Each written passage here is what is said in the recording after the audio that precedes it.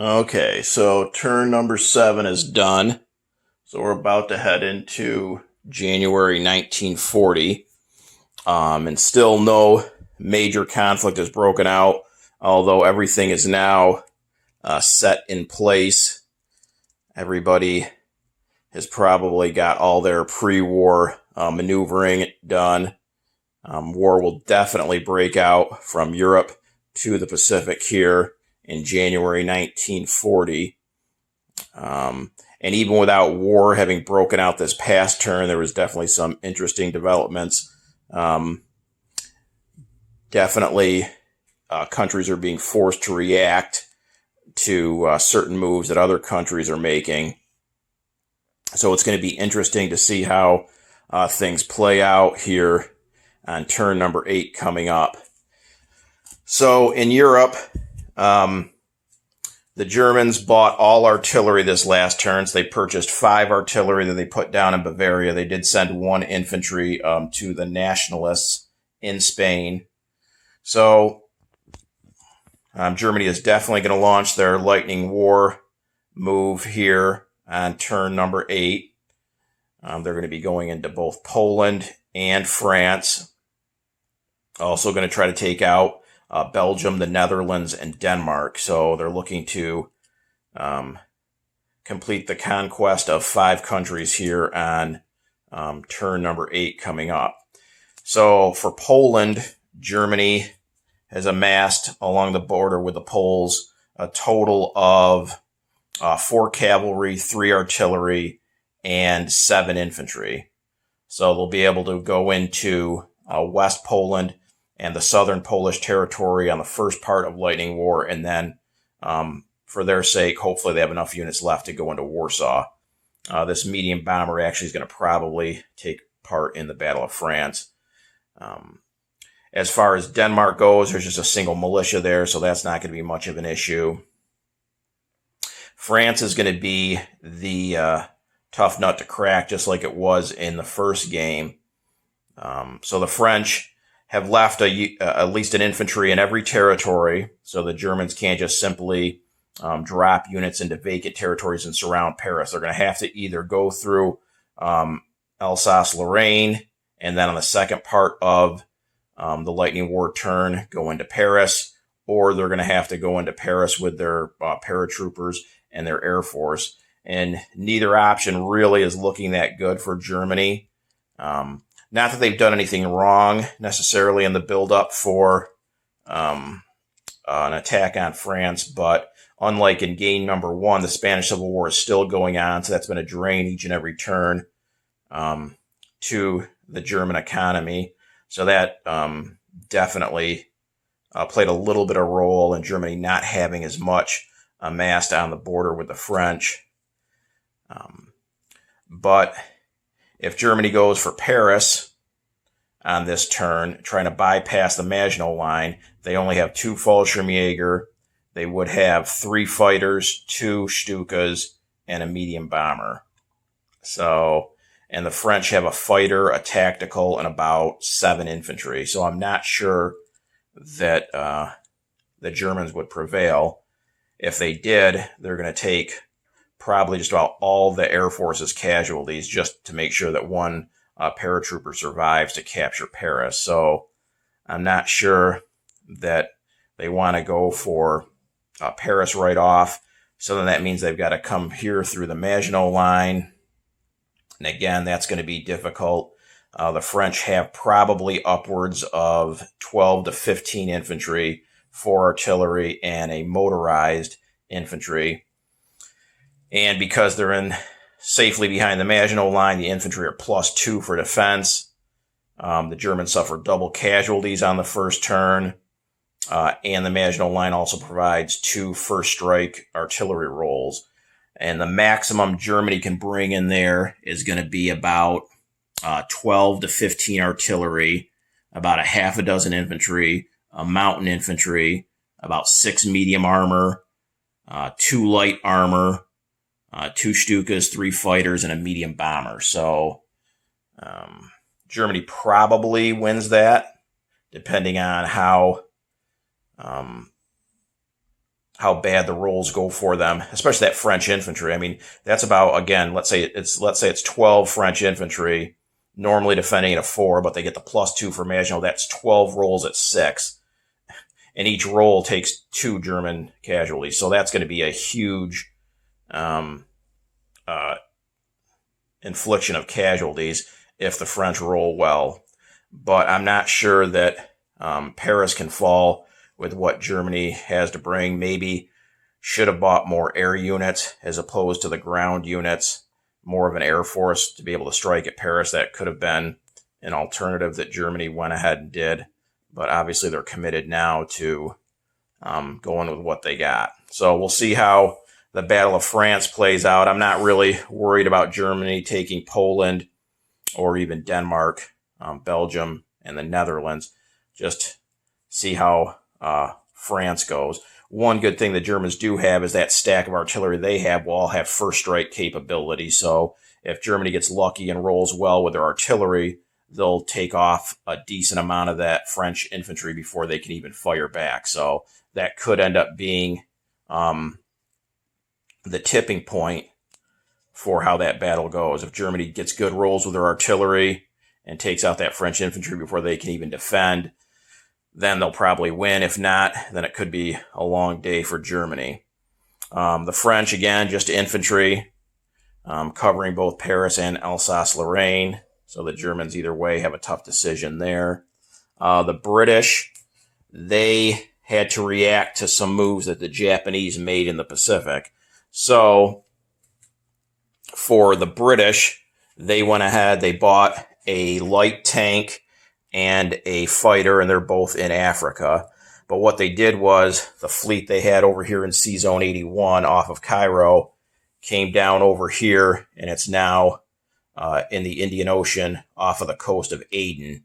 And the reason why they did that is because of a Japanese fleet that's moved into position outside of Calcutta, which I'll get to in a second. So that took that entire British fleet out of the Med. So then the Italians, in response, came down. No declaration of war or anything, but all still peacetime maneuvers. But they brought their 2 transports, 4 infantry, again, dropped them off in Cyrenaica. So the Italians have a nice force going there, about 10 infantry, motorized, 2 fighters, and a tactical. And they brought their entire fleet minus 1 destroyer down to protect those transports now that that British fleet had vacated the Med. The other British fleet, a bunch of ships came down from England. So this fleet is pretty significant here. You've got a battleship, a battle cruiser, 2 heavy cruisers, 1 light cruiser, 3 destroyers, a light carrier with a tactical, a sub, and a torpedo boat destroyer.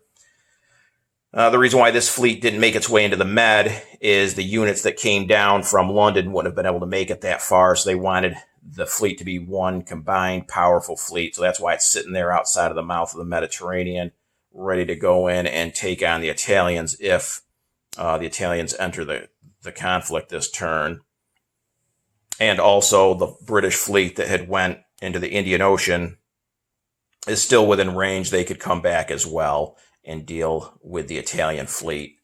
The U.S. upgraded another medium factory on the West Coast. Other than that, just the Spanish Civil War.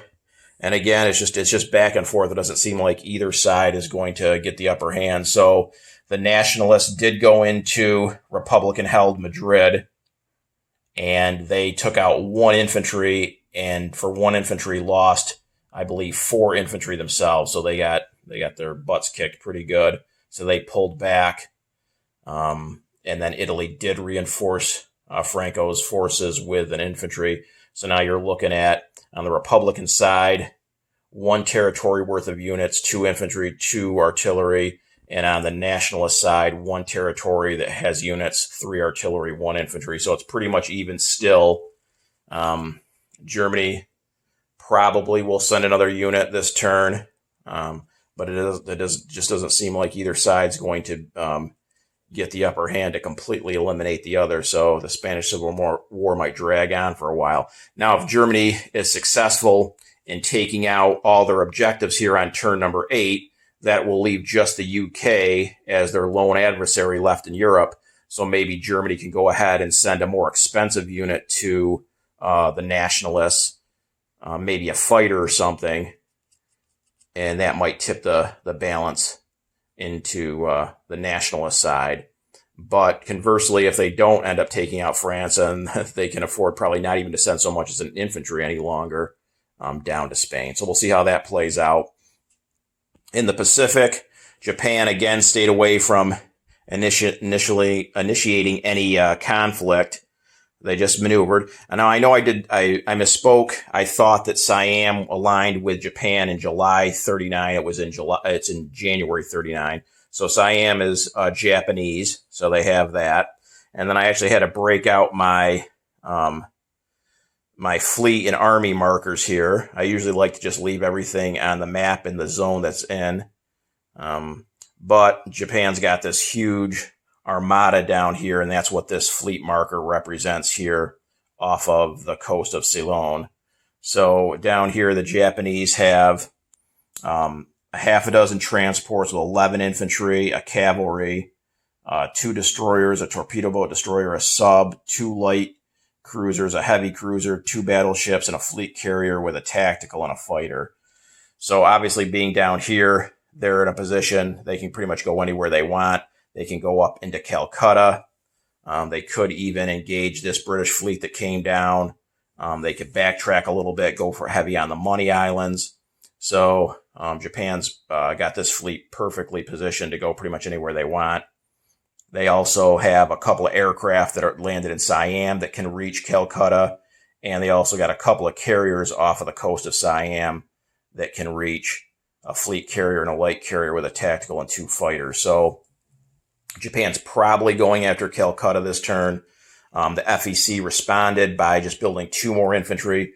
Plus they pulled infantry that was in adjacent territories back into Calcutta. So they do have a stack of about 15 infantry there. So it might be an interesting battle. Japan, again, will suffer double casualties on the first round of combat for it being an amphibious landing. They don't have any Marines that are going to be coming ashore. And the Japanese will have to take out this FEC fleet here that consists of 2 destroyers, a light cruiser, a battleship, a light carrier, and a coastal sub. Now, the FEC did pull the 2 transports that were there back to rendezvous with this British fleet off of Aden. Was thinking about maybe bringing all of the FEC ships over, just because Japan's going to, if they want to, going to probably take these out. But on the other hand, I didn't want to do an unopposed amphibious landing, give the Japanese an unopposed amphibious landing in Calcutta. And these ships should, even though they will almost definitely be defeated, they should take a decent amount of ships off the Japanese, and that will weaken what's left there so that possibly this British fleet here off of Aden can come over and engage the Japanese, what's left of it. So that's why those FEC ships stayed where they were. Japan is also still here poised here in the just off of the Money Islands, ready to take a few vacant island territories, as well as this small fleet here ready to land in some of the islands that have opposition. So they just have 2 infantry and 2 motorized infantry, but they're backed up with a couple of heavy cruisers, a battle cruiser, a couple of subs. So not a lot of ground units here, so they're probably only going to be able to maybe land on 1 or 2 islands at the most that have any kind of opposition. Maybe even just to be on the safe side, just 1 island for now, because the Japanese do have a bunch of islands to choose from that don't have any units on it at all. They also finished off 3 light cruisers that are in Japanese home waters. And that was pretty much it for Japan. The U.S., again, just simply upgraded another medium factory on the West Coast to a major.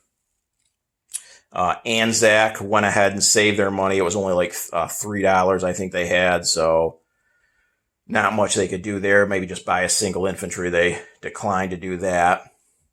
And then in the Chinese Civil War, again, much like in Spain, kind of a little bit of back and forth. The CCP did get another warlord to join them. And that's another thing I wanted to bring up. I think I wasn't exactly clear in previous turns. So for the warlord influence role, you need to hit on a die roll out of a 12-sided die roll equal or less than the number of territories you possess. So let's say, for instance, the CCP owns 2 territories. They've got to get a 1 or 2. Now, they can spend money to influence the roll, but here's the part where I don't think I was that clear on. They can only spend up to the amount of territories they own. So, for instance, let's say they did have $6 in the bank, but they only own 2 territories. They can't spend the whole $6 to influence the roll. They can only spend up to $2, the number of territories they own. So that would increase the roll to a 4 that they would need. Now, obviously, each turn that goes by that they're successful in adding a warlord to their side, that's going to increase the die roll chances of them, being successful again, and also allows them to spend extra IPPs to influence the roll. So I just wanted to be clear about that. But all the rolls have gone the CCP's way the last couple of turns anyways. The KMT did counterattack, took this northern warlord territory off of the CCP. So they're up to $7, the CCP at 8. So it's pretty even economically. But again, probably this turn you're going to see another warlord join the CCP. And just in terms of units on the board, the KMT does have 2 territories with 4 infantry each, but then just 2 other territories with a single infantry. So I'm not sure. The one good thing is that all this northern territory up here belonging to the CCP is currently vacant. So these 4 KMT infantry can move up. They can take Peking, for instance, on this next turn. I'm sure the CCP will drop an infantry or 2 there. But a little bit of an opening for the KMT to maybe exploit up into northern China. As far as the tech rolls have been going, not too bad. Germany is up to stage 3. We were able to, starting in this turn, July 39, advance beyond stage 2. So Germany actually got 4 or 5 rolls. So they're up to stage 3 for advanced artillery, advanced mechs, wartime economy, and improved factories. They're the only Axis power that has advanced to stage 3. And then as far as the Allies go, only the U.S. is up to stage 3. They're up to stage 3 for heavy bombers and improved construction. So as far as income goes, Germany, Japan, Italy, all pretty much hovering around or close to pre-war numbers. Japan's up $1 because of Siam. Italy's still at 10. And then as far as the D12 and D6 rolls that the common turn and the Allies get starting in July 39, they didn't go that great. The Far East Command, I think, maybe on a D6 rolled a 3. France maybe rolled, I got to change that. They rolled a 4, so that should be a 13. But the Russians, I think, rolled a 1 on a D12. The U.S., 5, and the British a 5. So none of the Allies or the common turn had that greater roll for their income increases. So here's the big turn coming up, January 40. We'll see if the German Lightning War is successful in taking out France and Poland. And we'll see how successful the Japanese strategy has been to go heavy after the FEC here after turn number 8. So this is a little add-on to my turn 7 video. I forgot to mention a couple of things going back and looking at the video. I completely skipped over the Russian moves in turn 7. So starting in on turn number 7, July 39, Russia is able to attack neutral countries, and they did attack several. And I had a momentary lapse and completely forgot about the Russian moves when I was making the turn 7 video. So just to finish up turn 7, the Russians did come over into Finland. Okay, and there were 4 infantry there defending for Finland, and the Russians lost, I believe, 3 infantry in return. but took that Finnish territory there that's bordering Karelia. I'm not even going to remotely try to pronounce the Finnish territory there. I'll completely butcher it. But they did take that. So that was good news for the Russians. Also, they came down into Iran. Down here, they came into two different territories, northern territories with Iran. So now the only thing left that Iran is holding on to is southern Iran. One territory wasn't worth anything. Northern Iran territory is worth 1 IPP. I believe the Russians lost 1 infantry there. So they still have 3 infantry in one territory and an infantry and a cavalry in the other.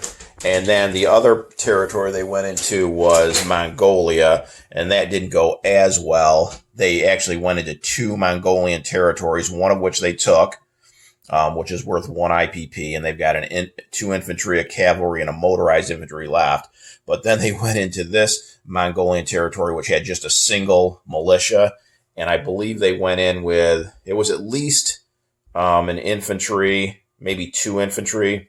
It was either 2 or 3 units, I can't remember exactly, but the Russians didn't get 1 single hit, and the militia held on long enough to completely take out the Russian invaders. So Mongolia still standing with a single militia. I'm sure that will be destroyed here on turn number 8 when the Russian portion of the turn comes around. So altogether for Russia, they went up 3 IPPs, 1 territory each in Mongolia, Iran, and Finland. And altogether, they secured 4 territories outside their borders. So not too bad of a start for Stalin trying to spread communism past the borders of the Soviet Union on turn number 7. So we will finish up turn number 8 here and go ahead and get that video uploaded for you guys.